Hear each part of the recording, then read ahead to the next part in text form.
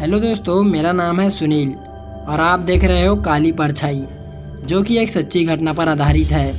आज की कहानी का शीर्षक है वो काली रात। तो दोस्तों, आज की कहानी सुरेश जी नाम के एक व्यक्ति की है, जो हरिपुर में रहते थे और हरिपुर में ही गुलवरी का काम करते थे। एक रात जब उनकी नाइट ड्यूटी थी और रात के करीब 12 या 12:30 ही बज रहे थे, और तभी सुरेश जी को उनकी पत्नी का फ़ोन आता है और उनकी पत्नी सुरेश जी से कहती है कि पिताजी की तबीयत अचानक ही बिगड़ गई है और आप अपने घर आ जाइए। ये सुनते ही सूरज जी वहाँ से तुरंत निकल पड़ते हैं अपनी घर की ओर।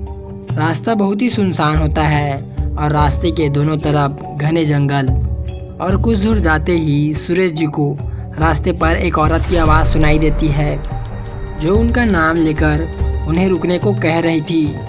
ये सुनकर सुरेश जी घबरा जाते हैं और मन ही मन सोचने लगते हैं कि इस सुनसान रास्ते में इतनी रात गए, कौन है जो मेरा नाम लेके मुझे रुकने को कह रहा है। घबराए हुए सुरेश जी ना रुककर बाइक की गति को बढ़ा देते हैं और वहाँ से निकल जाते हैं।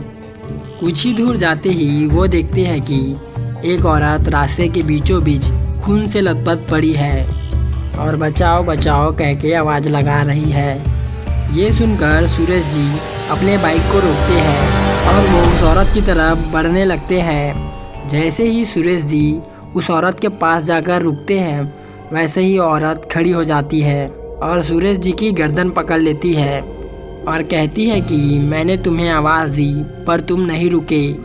और इतने में ही पीछे से एक और बाइक आ जाती है और जैसे ही उस बाइक की हेडलाइट की रोशनी उस औरत पर पड़ती है, तब वो औरत वहाँ से गायब हो जाती है। और वो बाइक वाला सुरेश जी से पूछता है कि तुम इतनी रात को इस जंगल में क्या कर रहे हो। तब सुरेश जी उन्हें अपने साथ घटित घटना को बताते हैं और सुरेश जी की गले के निशान को देखकर उस आदमी को समझने में ज़्यादा देर नहीं लगती कि यहाँ भूत प्रेत का मामला है। और सुरेश जी को काफ़ी डरा हुआ देखकर वो आदमी कहता है कि चलो मैं तुम्हें तुम्हारे घर तक छोड़ देता हूँ। और सुरेश जी अपने घर चले जाते हैं। और सुरेश जी को देखकर उनकी पत्नी पूछती है कि आप इतनी रात गए, घर कैसे आ गए, और ये आपके गर्दन में ये खून का निशान कैसा।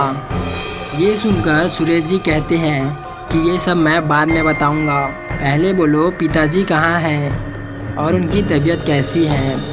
ये सुनकर सुरेश जी की पत्नी बोली, पिताजी को क्या हुआ, वो तो बिल्कुल ठीक है और सो रहे हैं। तब सुरेश जी कहते हैं कि तब तुमने मुझे फ़ोन क्यों किया था और ये क्यों कहा था कि जल्दी घर आ जाइए, पिताजी की तबीयत ख़राब है। ये सुनकर उनकी पत्नी कहती है कि मैंने कोई फ़ोन नहीं किया था। और ये सुनने के बाद सुरेश जी काफ़ी डर जाते हैं। दोस्तों, कैसी लगी ये वीडियो कमेंट करके बताएं और मैं मिलता हूँ आपको नेक्स्ट वीडियो में। तब तक के लिए अलविदा।